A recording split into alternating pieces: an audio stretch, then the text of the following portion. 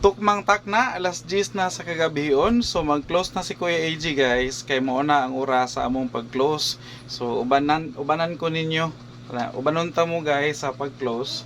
Kay mingaw naman pod and kabalo among mga kapitbahay diri na alas 10 si Kuya AG mag-close. So kuyog ta. Ubanik ko ninyo para mag-close si Kuya AG sa atong roll up. Hipos na atong mga bulad ug mga gulay guys. Nakaligpit na.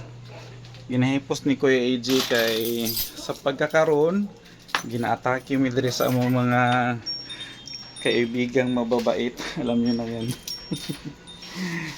Yan. So labas lang tayo saglit para sarado.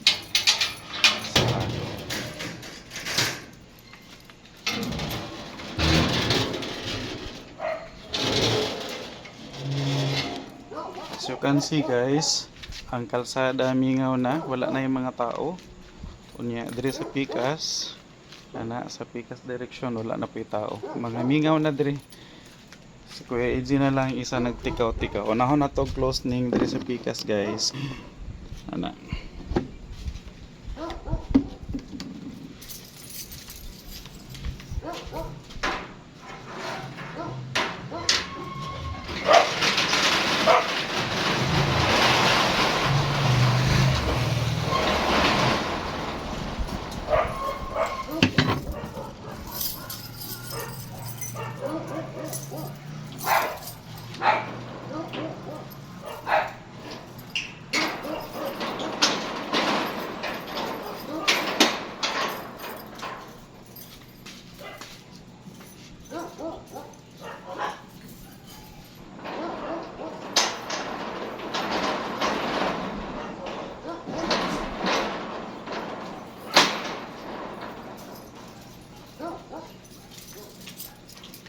Unya atong isunod ang kaning nasa among bungad kana diha.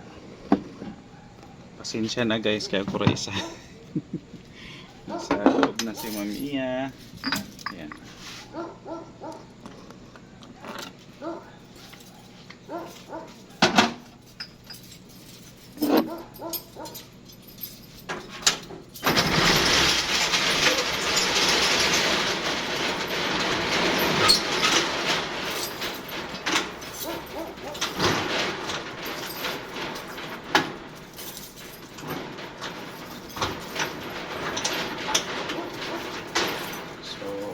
Last kani atong last.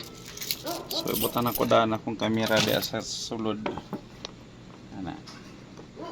kay para mag-close na natin.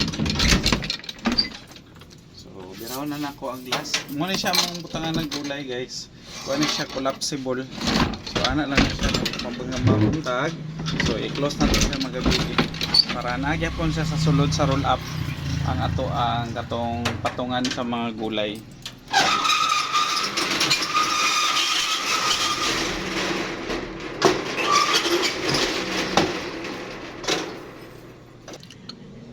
So ayan, naka-close na tayo or naka-close na ako. Hindi pala tayo. So ayan na, naka-roll up na siya. Dito sa may extension sa kabila, naka-roll up na din.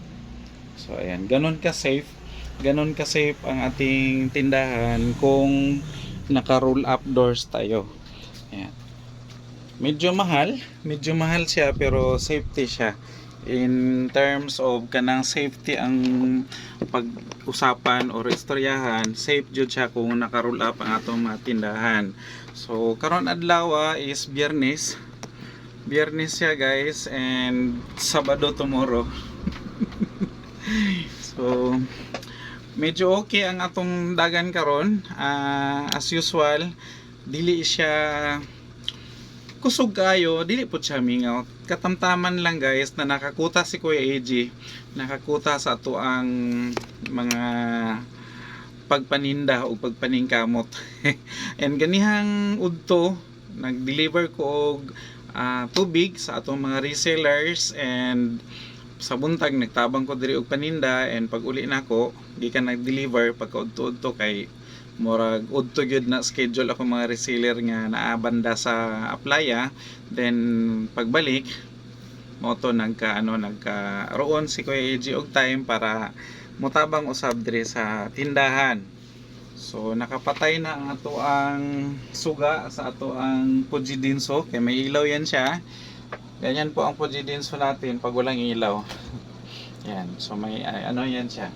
Kanina bago na busy si Kuya AJ, mga bago mag 6 o'clock, pinuno ko yan dyan guys. Pinuno ko ng mga stocks. Meron siyang tray dito kasi si kamatis inilalagay ko dyan sa gabi. Pero sa umaga andun siya or sa araw andun siya sa displayhan. Ginalagay ko dyan para safety, hindi siya papakin ng ating mababait na kaibigan. Alam nyo na kung sino yun. Kasi mayroong nakapasok guys dito sa amin sa loob. Isang ano lang yan siya, isang kaibigan lang. Hindi siya yung maliliit na bubuit. Medyo ano siya, medyo tawag nito, medyo malaki. Medyo malaki siya guys. Kaso lang hindi siya namamatay sa gamit ni Kuya AJ na pang lason.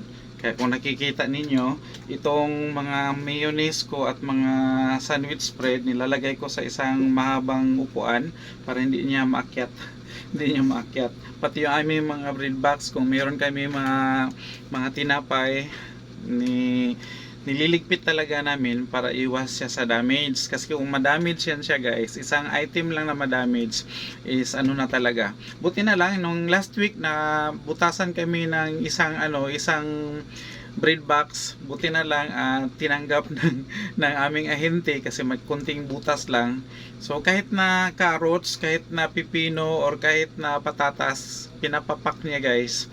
So ganun siya ka perwisyo, ganun siya ka ano.